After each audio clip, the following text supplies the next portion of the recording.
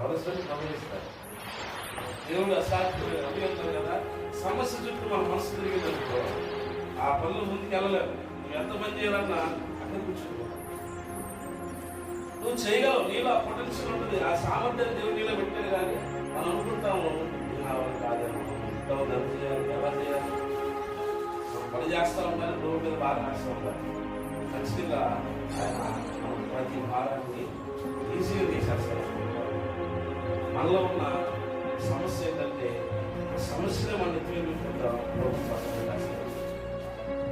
మనం ఆ సమస్యను ఎప్పుడైతే ప్రభువుకి అప్పచెప్పేస్తామో అది అసలు భారంగా టెన్షన్ మనకు ఏ విషయం ఉండాల్సిన అవసరం లేదు. దేవుని కంటే లేదా సమస్య దాని గురించి తీసుకురా అంటే రేపు దినం అనేది మన జీవితం వస్తుందంటే దానిలో ఉన్న ప్రతి సమస్య ఆ సమస్య ఆలోచన చేస్తుందా అమ్మో ఇది జీవితంలోకి నేను వెళ్తే ఎలా ఆలోచించుకుంటాను. అంటే రేపు గురించి చింతించండి అన్నప్పుడు మనం ప్రభువులో ఉన్నామంటే మన ధైర్యం ఎవరైనా అంటే ఖచ్చితంగా ప్రభు మాత్రమే అయి ఉండాలి. ఆమె వేరే ధైర్యం పెట్టుకోవాలి కావాలి. మనుషులు నమ్మడు కంటే యెహోవాను ఆశ్రయించుట మేలు. రాజుల దగ్గరికి వెళ్ళినా వాడు ఎప్పుడు చేస్తాడో ఏడు తెలియదు, కానీ నా దేవుడు ఖచ్చితంగా చేస్తాడు.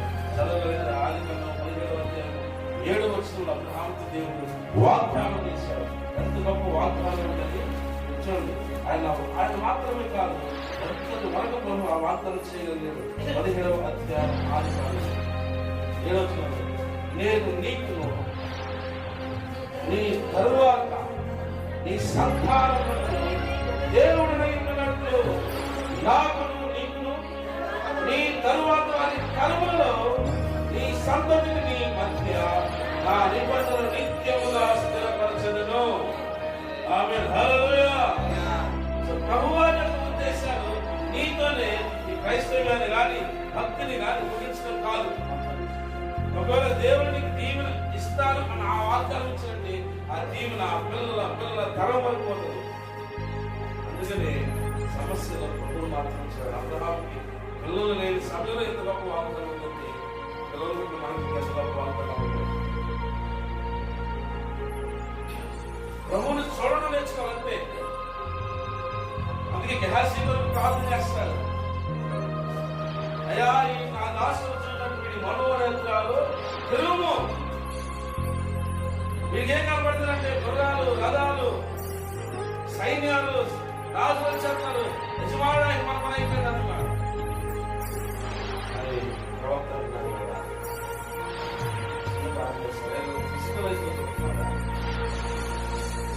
ఈ శారీరక సంబంధమైన దృష్టి కాదు.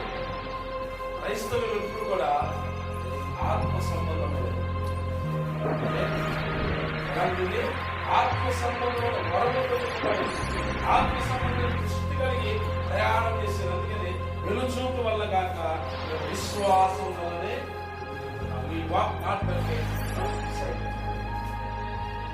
ఆ యొక్క విశ్వాసం వల్లనే ఏదో మన కంటికి కనబడేది కాదు. అబ్రహాము గురించి చెప్పేది అతను కనబడేది ప్రాంతం కలుగు, దేశం కలుగు, నిరీక్షణ కలిగి ఓపికతో ప్రయాణము విశ్వాసం. మరి ఓపికతో ప్రయాణం చేసినప్పుడు అబ్రహాముకి చాలాసార్లు మనం అనుకున్నట్టుగానే మన కంటికి కనబడినంత సమస్యలే.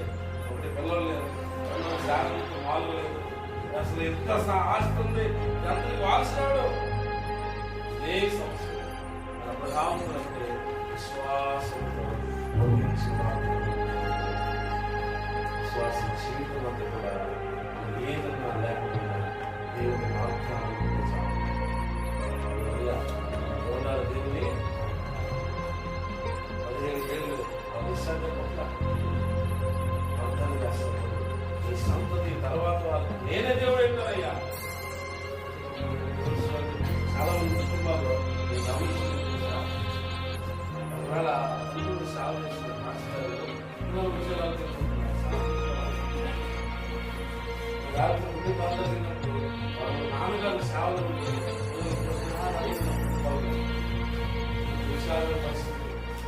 దేవుడు చేయలేదంటారా? దేవుడు వారికి వాగ్దానం ఏం లేదంటారంటే వాగ్దానం అందరికీ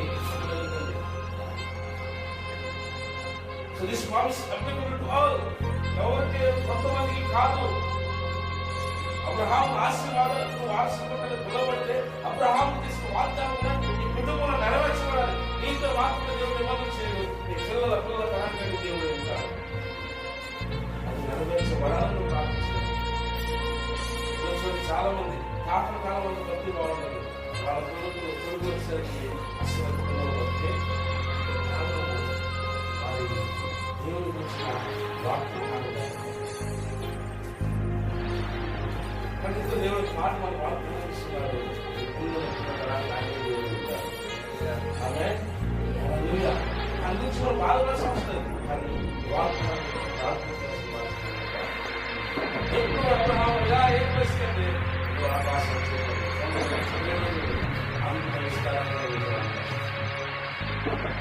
ఇంకే సమయంలో ప్రభుత్వ ఒక మాట దేవా ఏంటని మొదటి ప్రార్థన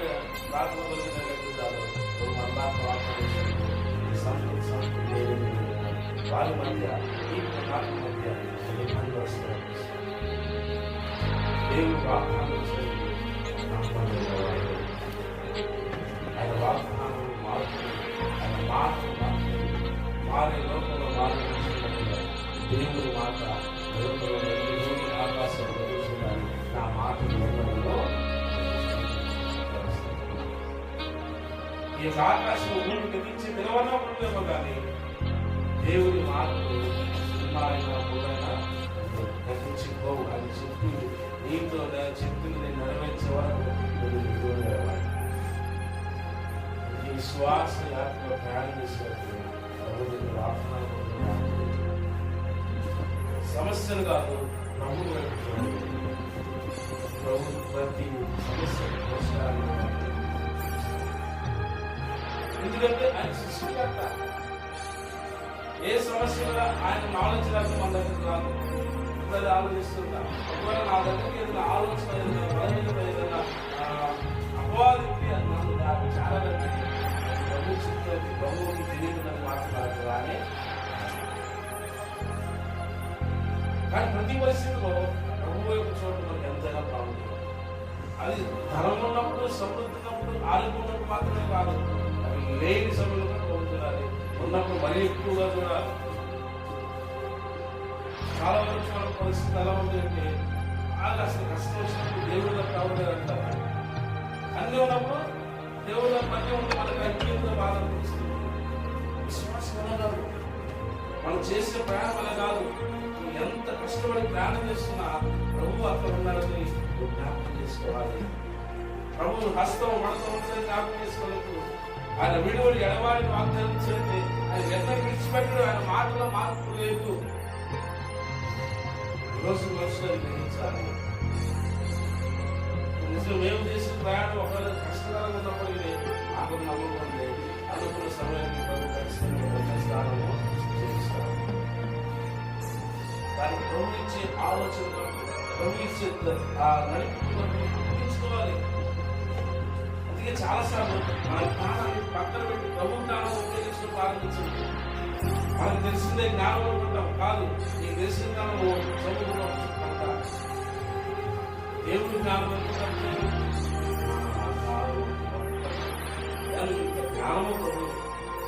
ఆ ప్రభు జ్ఞానం మన దృష్టికి అర్థం కాదండి. బయట నుంచి వచ్చే జ్ఞానం పవిత్రమైనది. లేకపోతే ప్రభు నీ జ్ఞానం అంటే జ్ఞానానికి ఆధారం ఆయన మాత్రమే జ్ఞానము అడుగు. మనుషులు ఆలోచన అడగమాట. ఎందుకంటే మనుషులు కూడా వాళ్ళు తెలిసిందే చెప్తారు తప్ప దేవుడి గురించి జ్ఞానం వాళ్ళు చెప్పారు. దేవుడి జ్ఞానం కావాలంటే ఖచ్చితంగా దేవుడు మాత్రమే అడగాలి. వాళ్ళు మనుషులు కావాలని ఖచ్చితంగా తీసుకోవాలి. నిర్ణయం చేసేటప్పుడు ప్రభు చేసి వారు ఎవరైనా సరే ప్రభుత్వం అప్పగించి చేస్తే ఆ పనిలో ప్రభుత్వం జ్ఞానాన్ని బట్టి విశ్వాస యాత్ర ప్రభుత్వం మనము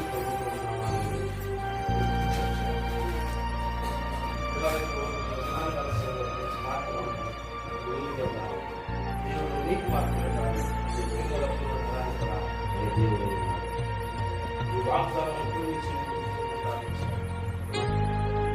రోజులకు వచ్చే జనరేషన్ ఏంటంటే దేవుడి గురించి జ్ఞానం తక్కువ, లోక జ్ఞానము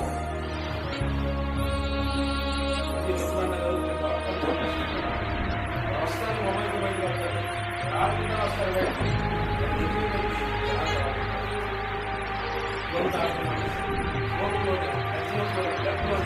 మనుషులు ఆడుకుంటారు.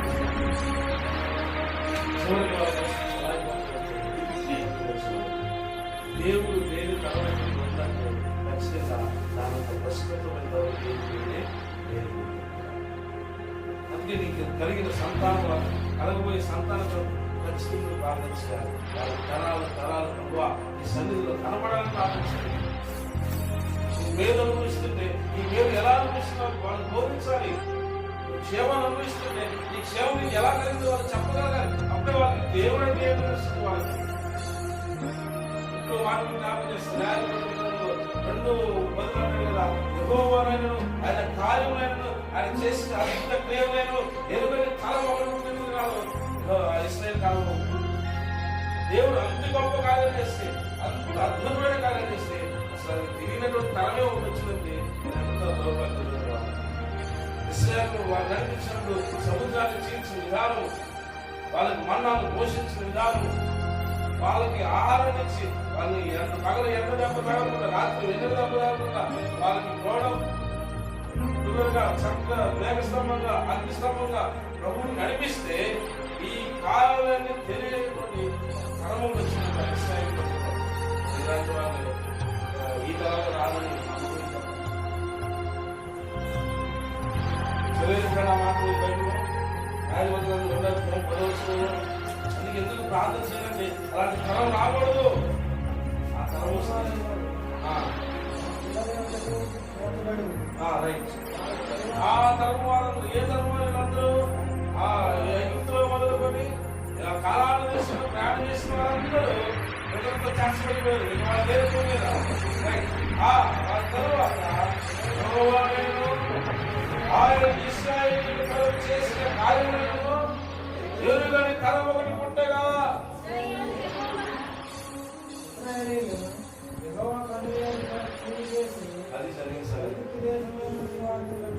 అంత గొప్ప కార్యాలు ప్రభు చేస్తే వీళ్ళేంటంట అసలు దేవుడు ఎవరో మాకు తెలియనే. ఆయన ఏ ఆశ్చర్యాలు బాగా తెలుసు. అసలు ఆయన ఎవరు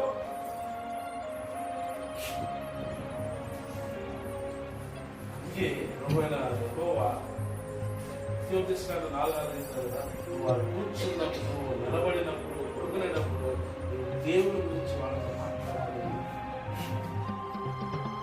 ప్రభు ఊరిలో చెప్పడం ఏ మాట కూడా. ఇప్పుడు ఈ తరం రావడం గల కారణం ఏంటి? ఈ తరం ఇలా రావడం గల కారణం ఏంటి అంటే ప్రభు మాట వీళ్ళు ఖచ్చితంగా చేయాల. ద్వితీయోపదేశకాండం 6:10 కదా, ఏమంటారా? ఇశ్రాయేలు వారు మన దేవుడిని అద్వితీయుడైన యెహోవా నీ పూర్ణ హృదయంతోను పూర్ణ ఆత్మతో నీ పూర్ణ శక్తితో నీ దేవుడిని యెహోవాను ప్రేమింపవలెను.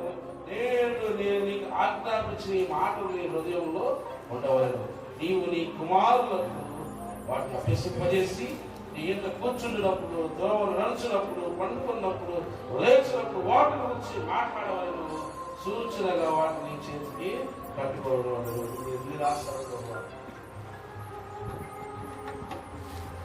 నువ్వు నడిచేటప్పుడు ప్రభు గురించి మాట్లాడాలి. కూర్చున్నప్పుడు, పడుకునేటప్పుడు, తినేటప్పుడు ఆయన గురించి మనము. కానీ ఈ రోజుల్లో నా బ్యాటింగ్ అయితే తెలుసా, కూర్చుని భోజనం చేయదు.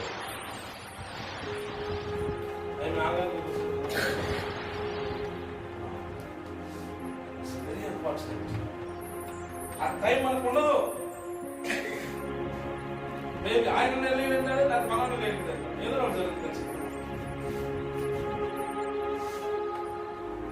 అప్పుడు ఇంకేం చెబుతాం మనం? నమ్మకం కూర్చుని ఏం మాట్లాడుతుంది? అదే అర్థం కదా, అంత చేసినాక ఈ వ్యవహారమే ఈ ఇంట్లో బాగా జరిగిందనుకో, ఇంట్లో దయ్యాలు తిరిగితే దేవుడు తిరుగుతారా? సైతాన్ని మంది వాళ్ళు ఈ డిస్కషన్ ఒక శాపగ్రస్తం ఏది లేదు.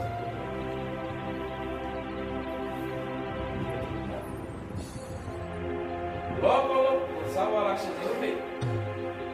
జరిగినట్టు నువ్వే తెలుసు, నువ్వే చెప్పాలి. అవసరం ఏంటి? అది నీకు ఆజ్ఞగా ఇవ్వబడలేదు కదా. It's not matter for you to do. నువ్వు అలా చేయాల్సిన అవసరం కూడా లేదు. రాజకీయం పిచ్చోడికి రాజకీయం మాట్లాడాలి అంతే కదా. ఏంటి అపవాది యొక్క ట్రాప్స్. ఈజీగా మనిషి దాంట్లో పడిపోయి దేవుడి గురించి మాట్లాడుతూ, అందుకే మన మైండ్ ఎక్కువగా నెగటివ్ ఇంప్రెషన్ పడిపోయి పాజిటివ్. దేవుడి గురించి మాట్లాడితే ఆయన బలం నీకు అర్థమవుతుంది. ఆయన ఉన్న గొప్ప కార్యాలను మాట్లాడినప్పుడల్లా నీలో విశ్వాసం పెరుగుతుంది. ప్రభు ఇచ్చిన వాగ్దానం నెరవేర్చిన సమర్థులని అసలు ఉపయోగపడే మాట.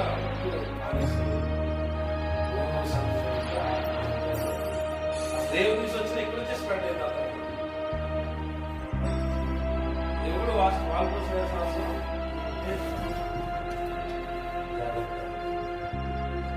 దీనివల్ల నీకు మరి కొంతమంది దాన్నే ఒక జాబ్ గా పెట్టుకుంటారు. నేను వీడికి చెప్పాలి, ఆడ ఇంకొకరికి చెప్పాలి. ఆడి చెప్పాలి, నేను చెప్పాలి. ఏం చెప్పాలి? దీనివల్ల నీ జీవితం అంతా నేను వ్యక్తి మీద తీసుకుంటే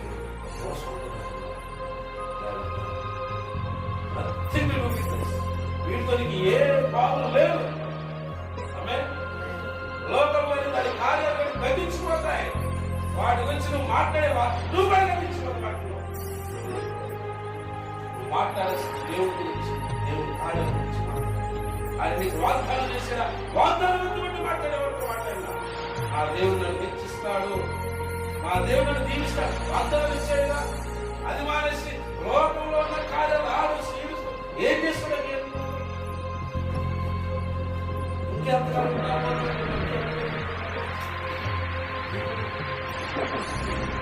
ఏముండదు. తరాలు శాపగ్రస్తులు పొందుతాయి. ఆశీర్వాదం వాగ్దానం స్థిరపరచబడదు. ఇలాంటి తరం వచ్చేస్తాయి. అయ్యా ఆయన మీ తాతగా బాగా ప్రార్థన చేశారంటే చేసేది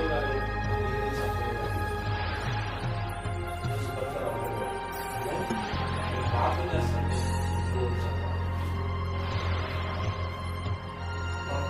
తరాలు తమ్ముడు ఉండాలండి. విడిచిపెట్టబడము, శోధనలో పడటము, లేకపోతే కష్టాలు పడవడము. వాగ్దానం ఇచ్చిన వాడు చదవాలంటారట. వాగ్దానం ఇస్తే నెరవేరుస్తాడు.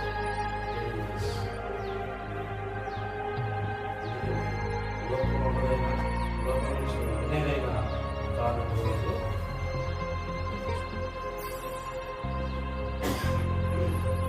కానీ ప్రభు గురించి మీరు ప్రభు మాటలు చెప్పు. చెప్పిన మాటలు బట్టి నువ్వు చెప్పిన సాక్ష్యాలు బట్టి నలుగురు ఆశీర్వాదం పొందుకుంటారు. టీవీ న్యూస్ లాగా లేకపోతే బులెటిన్ న్యూస్ లాగా అక్కడ ఎన్ని మనం మోసారు. రెండో రోజు మూడో రోజుకి ఊరంతా వెళ్ళిపోతాయి. ఎక్కడో అందరికీ ఇప్పుడు వచ్చాము అంతా అని వార్త అందులో చూస్తే చెవులతో వింటే అప్పుడు అంతగా అంతగా అంటలతో అన్ని అంటారు. అంతా నువ్వు చెప్పి నీకే తగ్గొచ్చి పడుతుంది. ఎవరు చెప్పండి వాళ్ళ సూర్యుడు ఎక్స్పెక్ట్ చెప్పింది నీ ఇంటి వరకు వచ్చి పడతారు. నీకు ఎవరు చెప్పండి ఎవరు అడగలేదు. అందరూ ఏది ఎక్కడికి మొయ్యాలంటే యేసు యేసు నుంచి వార్తలు మోసుకో. నీ జీవితం కలిసి నీ పిల్లల దీవించబడతాయి. ఎందుకు లేదు అందరి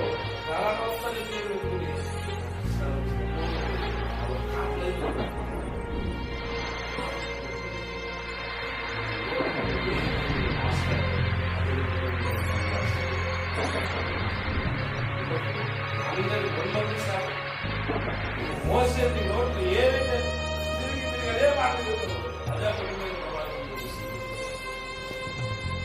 లోకం అంతే అనుకోని ఒకటి నా దేవుడు నా పక్షాన్ని నమ్ముకుని నా దేవుడి పక్షాన్ని ఎవడో అన్నాడని నాశనం ఎవడో ఏదో చేశాడు నా పక్షులైన కాదు. కేవలం నీ ఆలోచన నీ నమ్మకం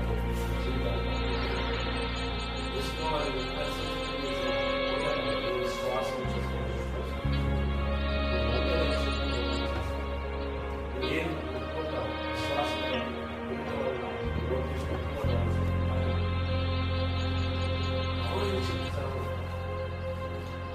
నీవు ఏమి ఆలోచిస్తావు అది నువ్వు ఆశ్చర్యం. ఇస్రాయేల్ ప్రజలు బాబు చెప్పారు, ఇదిగో కూర్చున్నప్పుడయ్యా నడిచినప్పుడు నేను మార్గంలో వెళ్ళేటప్పుడు ఆయన బోధించాలి. బోధిస్తే ఈ పిల్లల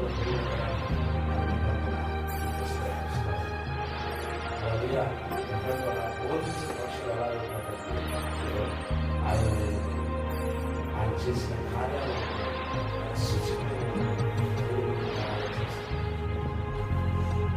మంచి సేవ చేశారు.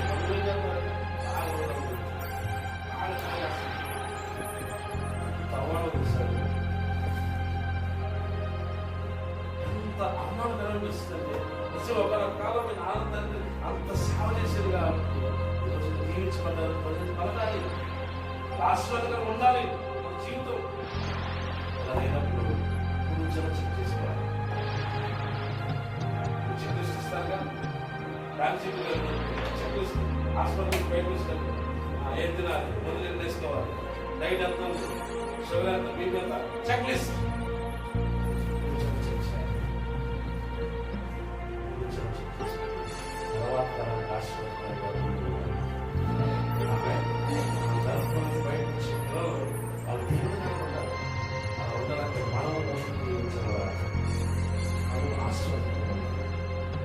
మనము పలికే మాట వాడి జీవితం మీదకి ఆశీర్వాదం కావాలి. కానీ శాపాలు మాత్రమే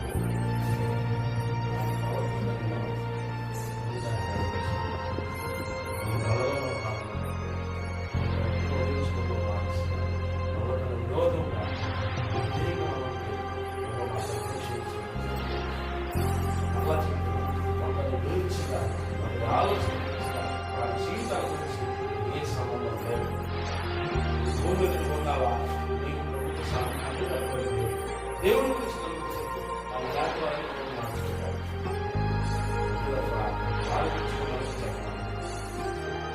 ఏం ప్రయోజనమో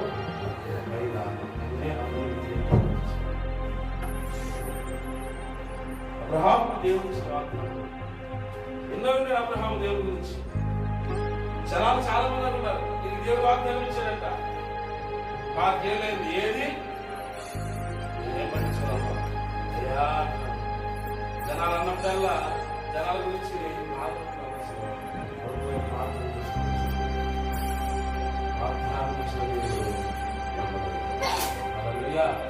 ఆయన బలం ఆయన ఇచ్చిన వాగ్దానం, ఆయన చెప్పే మాట మన జీవితానికి చాలు.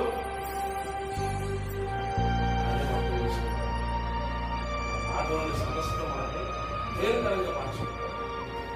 మాటలు వాగ్దానంలో ప్రయాసంలో దేవుడికి వాగ్దానం ఇచ్చారా దాన్ని బట్టి మాకు జనాలను పగడబడి అది అన్ని గవర్నమెంట్ మంచిగా కొన్ని పాడేది గ్యాస్ లోపల మాటలు ప్రభుడి నుంచి మాటలు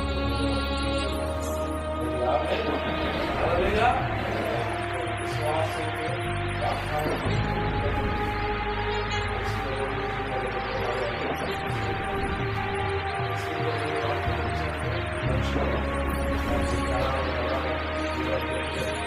కలిగి ఉండాలని ప్రార్థించారు. వారి కష్టంతో రాత్రి వాడదు, లోకము వారిని మంచి చేయకూడదు. ఎందుకంటే మనము పరిశుద్ధులుగా నీతిమంతులుగా తీర్చబడ్డామని నీతిమంతులుగా వారి తీవ్రకరంగా ఉండాలి. దేశాన్ని వారు సంరక్షించుకోవాలి.